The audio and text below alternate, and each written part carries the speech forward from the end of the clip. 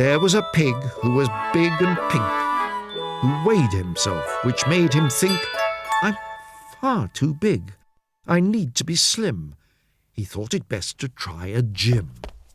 He made for his door, but got stuck inside. He couldn't get out. He was far too wide.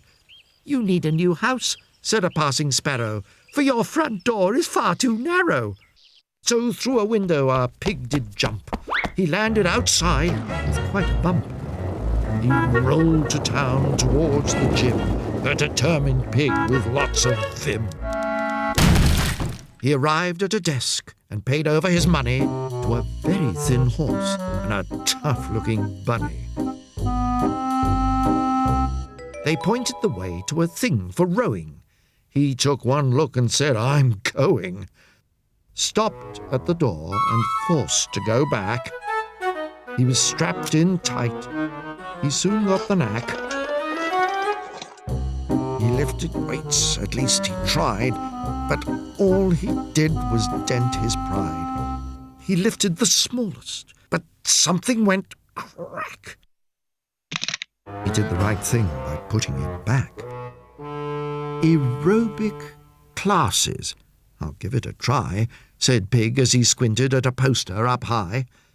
Pig came to a door and opened it wide, but his eyes were not ready for the sight inside. Hundreds of animals pounding the ground, up 2, 3 to the disco sound. The floorboards creaked, a trainer was screaming, the flesh did wobble and the sweat was streaming. That was it, he'd seen enough. He left the room and gathered his stuff. In the shower stood Dave the dog, who told our pig that he should jog. Wear a headband and some pumps, and in no time you'll lose your lumps. So that night he lay in bed. Lots of thoughts were in his head. A padlock on his biscuit tin. He began to dream of being thin.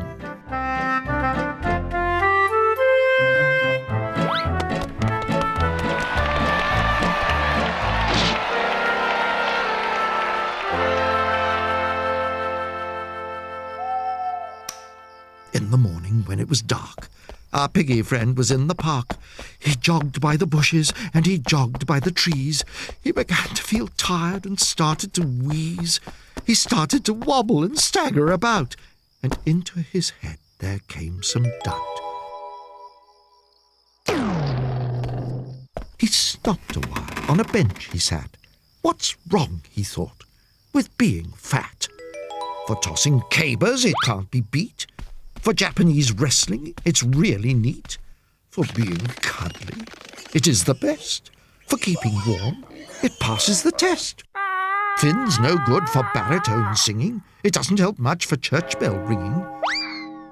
Furthermore, with a large belly, you can sell the space for ads on telly. You can wear big suits with wide-brimmed hats, play blues and jazz and get called fats. So that was it. Pig went to bed.